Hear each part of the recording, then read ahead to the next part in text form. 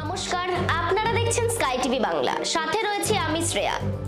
সামনেই দুর্গাপুজো, আর পুজোর আগে ইলিশ পাঠাচ্ছে বাংলাদেশ সরকার। 3000 মেট্রিক টন ইলিশ মাছ রফতানিতে অনুমোদন করেছে সে দেশের বাণিজ্যিক মন্ত্রক। শেখ হাসিনা সরকার থাকাকালীন প্রত্যেক বছরই পুজোর সময় ইলিশ পাঠানোর দেওয়াজ তৈরি হয়। গত কয়েক মাসে অনেকটাই বদলে গিয়েছে বাংলাদেশের রাজনীতি। পতন ঘটেছে হাসিনা সরকারের। নোবেলজয়ী মোহাম্মদ ইউনূসের নেতৃত্বে গঠিত হয়েছে অন্তর্বর্তী সরকার, কিন্তু একাধিক ইস্যুতে বাংলাদেশ এবং ভারতের মধ্যে সম্পর্ক কিছুটা অবনতি হয়েছে। এই অবস্থায় বাংলাদেশের সরকারের তরফে স্পষ্ট জানানো হয় যে এবছর পুজোয় ইলিশ পাঠানো হবে না।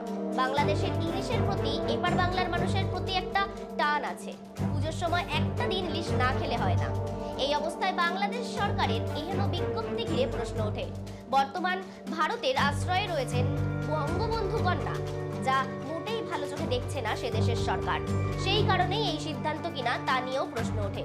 অবশেষে 3000 মেট্রিক টন ইলিশ মাছ রফতানিতে ছাড় দিয়েছে মোহাম্মদ ইউনূস সরকার।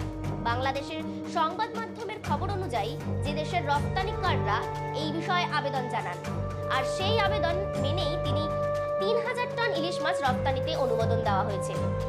এই বিষয়ে আগামী 24শে সেপ্টেম্বর দুপুর 12টার মধ্যে বাণিজ্য মন্ত্রকের আবেদনের কথা জানানো হয়েছে।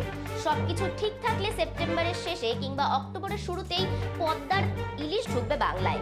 তবে গতবারের তুলনায় এবার অনেকটাই কম আসছে ইলিশ। হাসিনা সরকারের 5 টন ইলিশ পাঠিয়েছিল, ফলে দাম অনেকটাই বেশি হবে বলে মনে করা হচ্ছে। ফলে মধ্যবিত্তদের আয়ত্তের বাইরে থাকতে পারে এই মাছ।